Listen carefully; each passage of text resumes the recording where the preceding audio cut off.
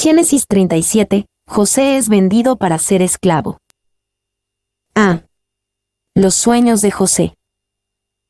1:1-4, Jacob favorece a José.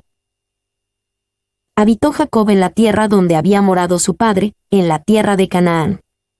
Esta es la historia de la familia de Jacob. José, siendo de edad de 17 años, apacentaba las ovejas con sus hermanos, y el joven estaba con los hijos de Bilha y con los hijos de Silpa, mujeres de su padre, e informaba José a su padre la mala fama de ellos.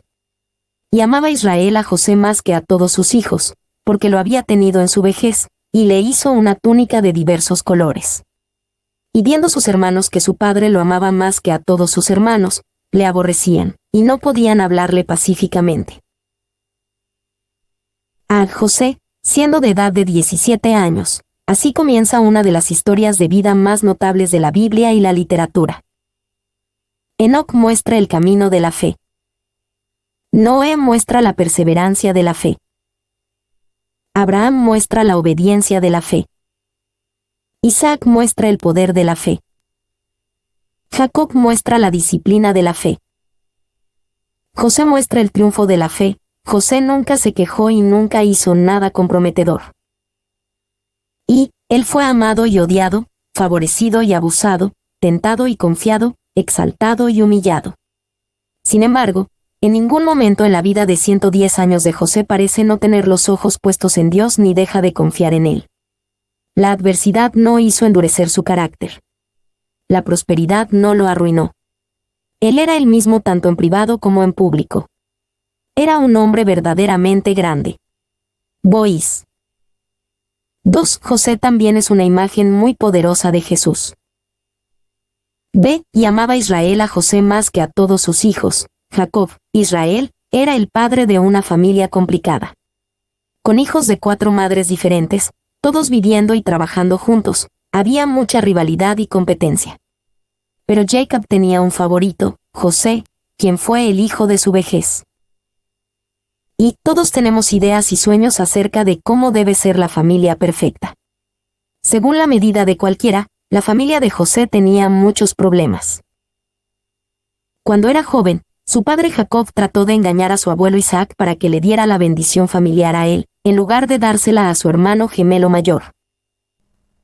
Todo se vino abajo y el padre de José tuvo que huir para salvar su vida cuando su hermano gemelo prometió matarlo.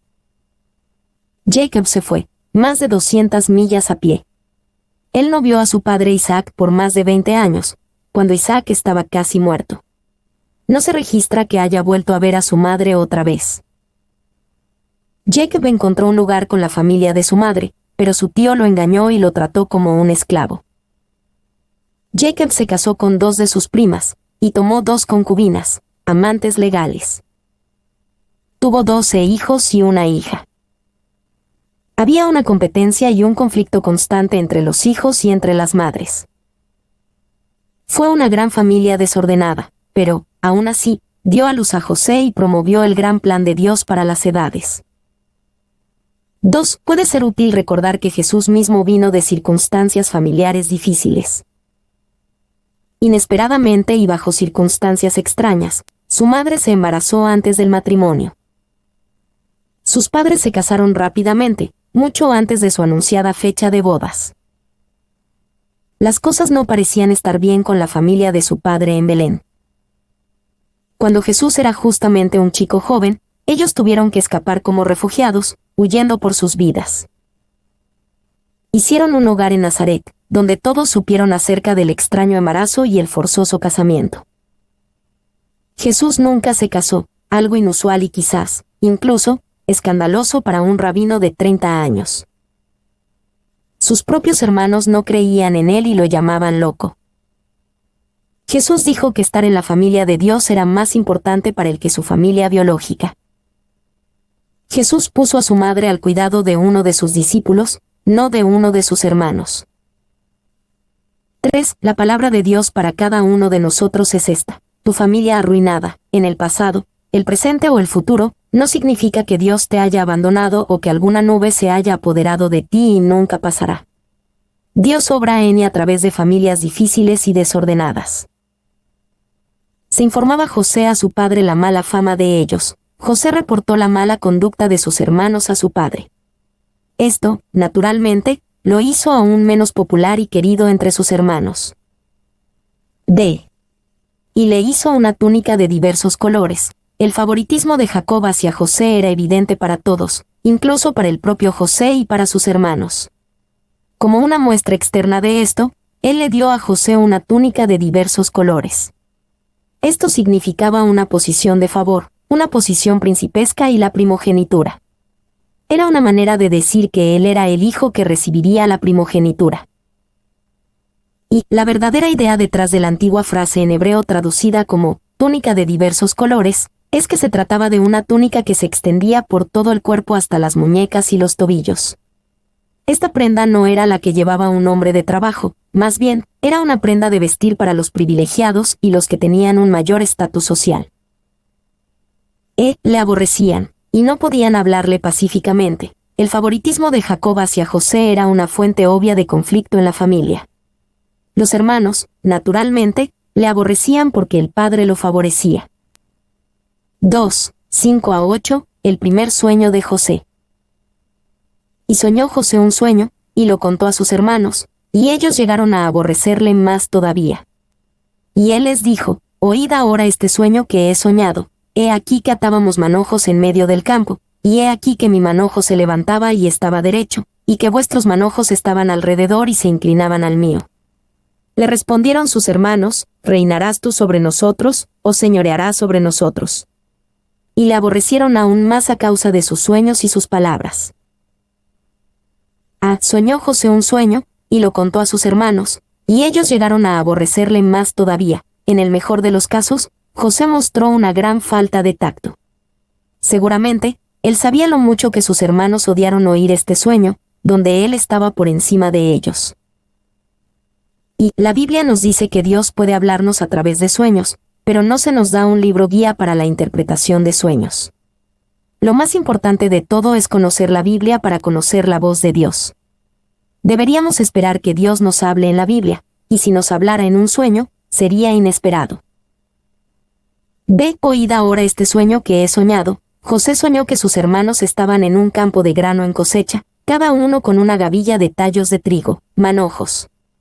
Los manojos que pertenecían a sus hermanos se inclinaban ante el manojo que pertenecía a José. Reinarás tú sobre nosotros. Los hermanos entendían perfectamente el significado del sueño. Un día José reinaría sobre ellos y señorearía sobre ellos. Y también algo relevante en este sueño es el hecho de que se involucran manojos de trigo. La última posición de José sobre sus hermanos tendrá mucho que ver con la comida. 3, 9-11, el segundo sueño de José. Soñó aún otro sueño, y lo contó a sus hermanos, diciendo, he aquí que he soñado otro sueño, y he aquí que el sol y la luna y 11 estrellas se inclinaban a mí. Y lo contó a su padre y a sus hermanos, y su padre le reprendió, y le dijo, ¿qué sueño es este que soñaste? ¿Acaso vendremos yo y tu madre y tus hermanos a postrarnos en tierra ante ti? Y sus hermanos le tenían envidia, mas su padre meditaba en esto. Soñó aún otro sueño, y lo contó a sus hermanos, diciendo, si José fue imprudente al contar su primer sueño, sabiendo lo irritante que sería para sus hermanos, fue aún peor que compartiera su segundo sueño, especialmente, porque no solo lo ponía sobre sus hermanos, sino también sobre su padre y su madre. Y José parece estar afectado por el tipo de orgullo que a menudo es evidente entre los favorecidos y bendecidos. Él está tan enfocado en lo bueno y grande que son sus sueños para él, que no considera cómo sus sueños pueden escucharse en los oídos de los demás. 2. En este punto, José contrasta con Jesús. Jesús quiere que seamos como Él fue en esta tierra, una persona centrada en los demás. José parece quedarse corto en esta área. 3. Aunque no era correcto por parte de José contar estos sueños, sin duda, se hicieron realidad. Uno puede recibir un mensaje maravilloso de Dios que quizás él no tenga la intención de que se publique a los demás. José aquí mostró una orgullosa falta de sabiduría. ¿Acaso vendremos yo, tu madre y tus hermanos a postrarnos en tierra ante ti? En este punto, incluso Jacob estaba un poco ofendido. Él no podía entender que José sería más exaltado que sus propios padres. Y esta porción de Génesis, posiblemente, no está en un estricto orden cronológico. Antes, en Génesis 35, 16-20, Raquel, la madre de José, murió. Esta porción de Génesis parece retroceder un poco. 2. Probablemente, el punto de transición está en Génesis 37. 2. Esta es la historia de la familia de Jacob. Es posible que esto ponga fin al recuento preservado por el mismo Jacob, quien relató la muerte de Raquel, y la línea siguiente comienza con el relato preservado por el mismo José. Este mismo tipo de transiciones se encuentra en Génesis 5:1, 6:9 y 25 horas y 19 minutos. C. El sol, la luna y 11 estrellas se inclinaban hacia mí. La idea de que las estrellas, la luna y el sol representan a la familia de Israel, se repite en Apocalipsis 12:1. Este pasaje habla de la venida de Jesús de la nación de Israel. B. Los hermanos de José lo venden como esclavo. 1. 12-17. Jacob envía a José a buscar a sus hermanos que están apacentando las ovejas. Después fueron sus hermanos a apacentar las ovejas de su padre en Siquem. Y dijo Israel a José: tus hermanos apacientan las ovejas en Siquem, ven, y te enviaré a ellos. Y él respondió: Jim aquí. E Israel le dijo: ve ahora, mira cómo están tus hermanos y cómo están las ovejas, y tráeme la respuesta. Y lo envió del valle de Hebrón, y llegó a Siquem. Y lo halló un hombre, andando el errante por el campo, y le preguntó a aquel hombre, diciendo: ¿qué buscas? José respondió: busco a mis hermanos, te ruego que me muestres dónde están apacentando. Aquel hombre respondió: ya se han ido de aquí, y yo les oí decir: vamos a Dotán. Entonces José fue tras de sus hermanos, y los halló en Dotán. A apacentar las ovejas de su padre en Siquem. Los hermanos de José tenían que hacer el duro e incómodo trabajo de atender a los rebaños errantes de las ovejas de su padre. José se quedaba en casa y dormía en su cama, excepto cuando Jacob lo enviaba a chequear a sus hermanos. Y no parece extraña esta misión, con la excepción de que los hermanos de José están en Siquem, un lugar donde esta familia fue afectada y perjudicada por influencias mundanas. Génesis 34. Ve ahora, mira cómo están tus hermanos y cómo están las ovejas. Aquí José está con la túnica de varios colores, con mangas largas y sin trabajar duro. José era el supervisor y sus hermanos los trabajadores. Y en la New King James Version, cuando Jacob lo envió, incluso dijo: por favor. C. Los halló en Dotán. Tomó un poco de persistencia, pero José encontró a sus hermanos en Dotán. Esto era quizás 10 o 15 millas caminando, 16 a 24 kilómetros, mayormente al oeste de Siquem. Y, mucho después en la historia de Israel, Dotán fue donde Eliseo vio un ejército de ángeles a su alrededor, protegiéndolo aún cuando los sirios venían a arrestarlo. 2 Reyes 6, 13-17. 2, 18-22, los hermanos de José forman un complot para matarlo. Cuando ellos lo vieron de lejos, antes que llegara cerca de ellos, conspiraron contra él para matarle. Cuando ellos lo vieron de lejos, podemos imaginarnos a los hermanos atemorizados ante la llegada de José. Él venía a inspeccionar su trabajo, y no dudaría en reportarle a su padre cualquier cosa que ellos hicieran mal. Conspiraron contra él para matarle. Esto es impactante, y no deberíamos perder nuestro sentido de sorprendernos ante esto. Ellos no conspiraron para burlarse o intimidar un poco a José, ellos conspiraron contra él para matarlo. Y el pecado estaba en su corazón antes de que fuera efectuado. Nuestros problemas pecaminosos comienzan en el corazón y deben tratarse en el corazón. Nuestro objetivo no es solamente cambiar nuestra conducta, sino permitir que Dios cambie nuestro corazón. La transformación cristiana trabaja desde dentro. 3, 19-20. El plan para matar al soñador. Y dijeron el uno al otro: he aquí viene el soñador. Ahora pues, venid, y matémosle y echémosle en una cisterna, y diremos: alguna mala bestia lo devoró, y veremos qué será de sus sueños. He aquí viene el soñador. No es difícil ver lo imprudente que era José para contar sus sueños en la forma que lo hizo. solo hizo que sus hermanos lo odiaran. Ellos lo llaman despectivamente el soñador. B. Alguna mala bestia lo devoró. El plan para matar a José se desarrolló. Se lo tomaron tan en serio que tramaron la excusa que le darían a su padre, incluso sabiendo cómo esto devastaría a Jacob. C. Veremos qué será de sus sueños. Ellos deciden derrotar los sueños ofensivos de José atacándolo. Sin querer ellos ponen los sueños de José en una última prueba. Si los sueños en realidad eran de Dios, no podían ser vencidos por el odio de sus hermanos. Y la vida de José realmente no nos dice nada acerca del cumplimiento de los sueños. José nunca soñó con ser esclavo. José nunca soñó ser acusado falsamente de violación. Joseph nunca soñó ser olvidado en prisión. José nunca soñó ser el segundo hombre más poderoso en Egipto. José nunca soñó con salvar al mundo de la hambruna. El sueño de Dios para José fue más grande y mejor que cualquier sueño que José hubiera podido imaginar. 2. Enfocar nuestra vida en los sueños puede ser peligroso, porque hacemos el cumplimiento de los sueños lo más importante, lo hacemos un ídolo. Pensamos que Jesús es el camino para cumplir nuestros sueños, lo convertimos en un actor en nuestra historia. En cambio, queremos jugar nuestro papel en el desarrollo del plan de Dios. 3. La vida de José nos dice mucho acerca de cómo Dios cumple su palabra. Los hermanos de José estaban determinados a frustrar el cumplimiento de la palabra revelada de Dios. Dios nunca falla a su palabra. Lo que Dios dijo acerca de José es verdad y ocurriría. Lo que Dios dijo acerca de Jesús es verdad y ocurrirá. 4. 21 a 22. El plan de Rubén para rescatar a José. Cuando Rubén oyó esto, lo libró de sus manos, y dijo, no lo matemos.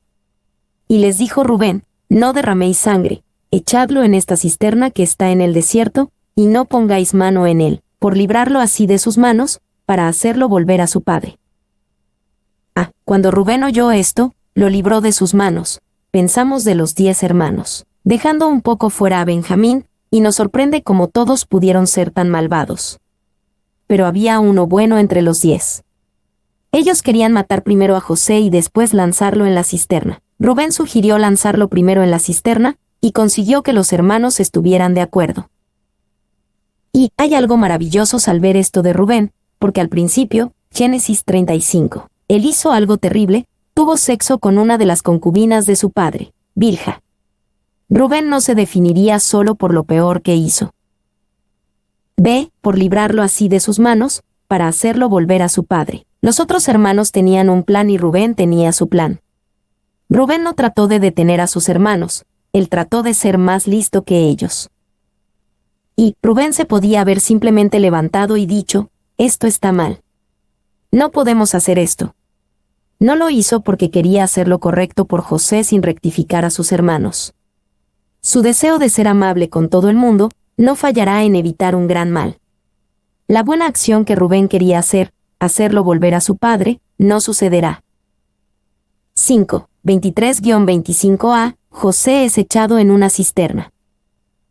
Sucedió, pues, que cuando llegó José a sus hermanos, ellos quitaron a José su túnica, la túnica de colores que tenía sobre sí, y le tomaron y le echaron en la cisterna. Pero la cisterna estaba vacía, no había en ella agua.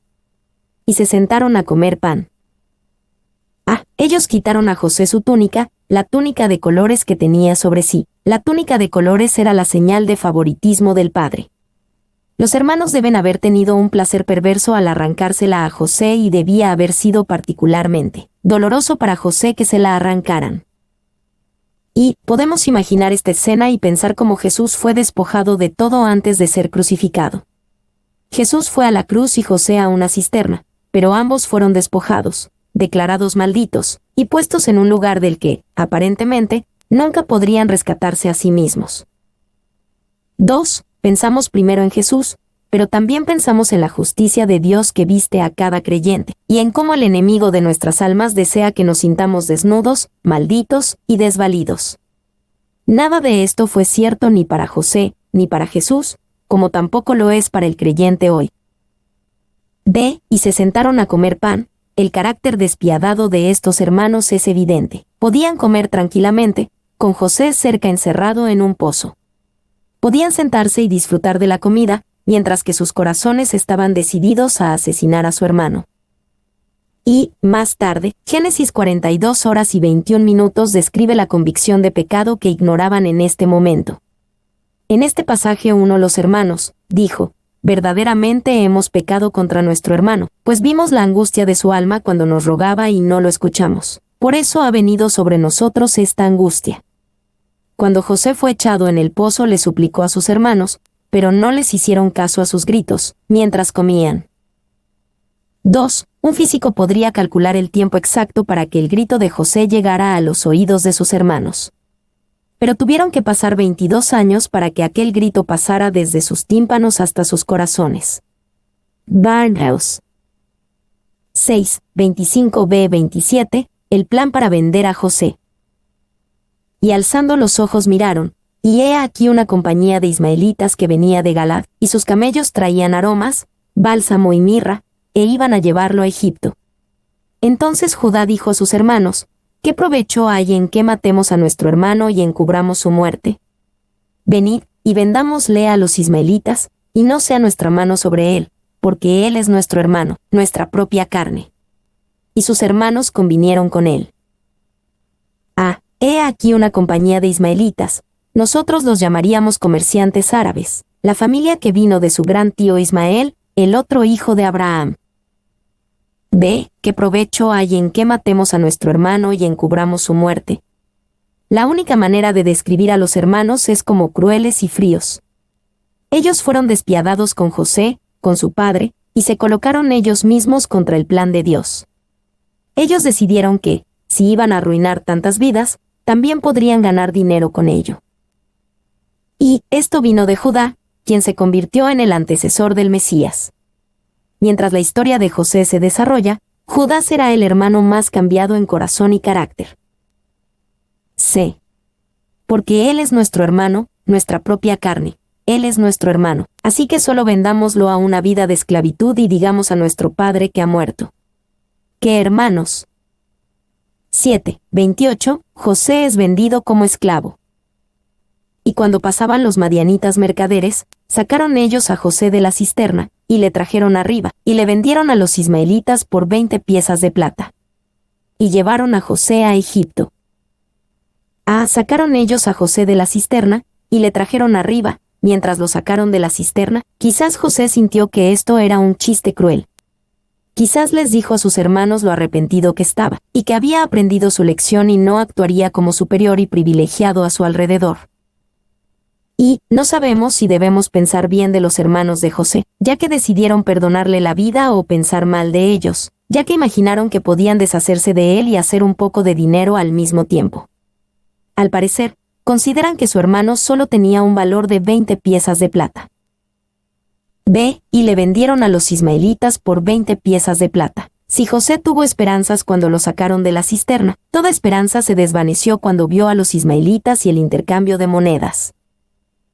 Y los hermanos probablemente se rieron mientras los ismaelitas se fueron a Egipto, sintiéndose bien porque no mataron a José e hicieron hasta un poco de dinero en el proceso. Lo mejor de todo, pensaron que habían derrotado el sueño, la revelación de Dios. La palabra de Dios sobre José se demostró que era cierta, no importa lo que sus hermanos le hicieron. La palabra de Dios sobre José se demostró que era cierta, no importa lo que otros le hicieron. La palabra de Dios sobre ti se demostrará que es cierta, no importa lo que otros hagan o hayan hecho. 8, 29-32. Los hermanos cubren su pecado y le mienten a Jacob en lo concerniente al destino de José. Después Rubén volvió a la cisterna, y no halló a José dentro, y rasgó sus vestidos. Y volvió a sus hermanos, y dijo, el joven no parece, y yo, ¿a dónde iré yo? Entonces tomaron ellos la túnica de José, y degollaron un cabrito de las cabras, y tiñeron la túnica con la sangre, y enviaron la túnica de colores y la trajeron a su padre, y dijeron, esto hemos hallado, reconoce ahora si es la túnica de tu hijo, o no. Después Rubén volvió a la cisterna, y no halló a José dentro, y rasgó sus vestidos. Rubén rasgó sus vestidos como una expresión de horror absoluto y duelo, porque su posición débil hacia la justicia no logró nada. José bien podría haber muerto y su padre que lo amaba nunca lo volvería a ver. B. Esto hemos hallado, reconoce ahora si es la túnica de tu hijo. Esto demuestra que la crueldad de los hijos de Israel no se dirigía solamente hacia el hijo favorito, sino también hacia el padre que lo favoreció. Esto era, a la vez, una manera cruel de traer las noticias y una mentira despiadada. 9, 33 a 35. El dolor de Jacob. Y él la reconoció, y dijo, la túnica de mi hijo es, alguna mala bestia lo devoró, José ha sido despedazado. Entonces Jacob rasgó sus vestidos, y puso cilicio sobre sus lomos, y guardó luto por su hijo muchos días. Y se levantaron todos sus hijos y todas sus hijas para consolarlo, mas él no quiso recibir consuelo, y dijo, descenderé enlutado a mi hijo hasta el Seol. Y lo lloró su padre. La túnica de mi hijo es, solamente podemos imaginar el dolor del padre buscando a su amado hijo, y el extraño placer de los hermanos ocultando el crimen. Los hermanos de José decidieron vivir el resto de su vida con este terrible secreto. B. Jacob rasgó sus vestidos. Esto era una expresión de horror absoluto y duelo porque su hijo amado se había ido. Su dolor es comprensible, pero su incapacidad para ver la verdad de la vida eterna no lo es. Y esta es también una poderosa ilustración del principio de que, si creemos que algo es, entonces así será. José no estaba muerto, pero siempre y cuando que Jacob lo creyera, José estaba muerto en cuanto le concernía a Jacob. De la misma manera, los cristianos hemos sido libertados del pecado, pero si Satanás puede persuadirnos de que estamos bajo la tiranía del pecado, es posible que así sea. C. Y se levantaron todos sus hijos y todas sus hijas para consolarlo. El consuelo fingido de aquellos que cometieron el crimen y lo cubrieron no era de ayuda para Jacob. 10, 36. José termina en el tribunal de un alto funcionario egipcio. Y los madianitas lo vendieron en Egipto a Potifar, oficial de Faraón, capitán de la guardia. Y los madianitas lo vendieron en Egipto. Egipto era un reino grande y próspero, por lo menos, por 1000 años antes de que José viniera. Los egipcios eran ricos y tenían enormes recursos naturales. Ellos fueron educados y realmente no tenía enemigos de la época. Cuando José llegó a Egipto, algunas de las pirámides ya se veían viejas y la esfinge ya había sido tallada. Pero a los ojos de Dios, la cosa más impresionante acerca de Egipto era que José ahora estaba ahí. Aunque despojado de su abrigo, no había sido despojado de su carácter. Meyer. 2. Este delicado muchacho de padre indulgente, quien lo ha vestido con un traje de príncipe de muchos colores, debe ahora usar el atuendo de un esclavo, y marchar bajo el sol caliente a través de la ardiente arena. Pero nunca hubo cautivo más sumiso bajo trato cruel, aguantó como viendo al que es invisible. Su corazón fue sostenido por una profunda confianza en el Dios de su padre Jacob, porque Jehová estaba con él. Spurgeon. B. Lo vendieron en Egipto a Potifar, oficial de Faraón y capitán de la guardia. Incluso en medio de este horror, Dios no se apartó de José. En cierto modo, la historia va a empeorar y cuando lo hace, Dios todavía estará con José. Dios está trabajando no solo para el mismo José, sino también para los propósitos más amplios del plan redentor de Dios. Y podemos dar gracias a Dios por su gran plan. Si la familia de José no hubiera sido desordenada y extraña, sus hermanos nunca lo hubieran vendido como esclavo. Si los hermanos de José nunca lo hubieran vendido a los madianitas, entonces José nunca hubiera ido a Egipto. Si José no hubiera ido a Egipto, nunca hubiera sido vendido a Potifar. Si nunca hubiera sido vendido a Potifar, la esposa de Potifar nunca lo habría acusado falsamente de violación. Si la esposa de Potifar nunca lo hubiera acusado falsamente de violación, entonces nunca hubiera estado en la cárcel. Si nunca hubiera estado en la cárcel, nunca se habría encontrado con el panadero y el copero del faraón. Si no se hubiera encontrado con el panadero y el copero del faraón, nunca hubiera interpretado sus sueños. Si no hubiera interpretado sus sueños, nunca habría llegado a interpretar los sueños del faraón. Si nunca hubiera interpretado los sueños del faraón, nunca hubiera sido el primer ministro. Fue el segundo en Egipto, solamente después del faraón. Si no hubiera sido el primer ministro, nunca se hubiera administrado con prudencia para la gran hambruna que vino sobre la región. Si no hubiera administrado con prudencia para la gran hambruna que venía sobre la región, entonces la familia todavía en Canaán habría perecido a causa de la hambruna. Si su familia en Canaán hubiera perecido a causa de la hambruna, el Mesías no habría venido. Si el Mesías no pudo venir, entonces Jesús nunca vino. Si Jesús nunca vino, tú estás muerto en tus pecados sin esperanza en este mundo. Estemos agradecidos por el gran y sabio plan de Dios.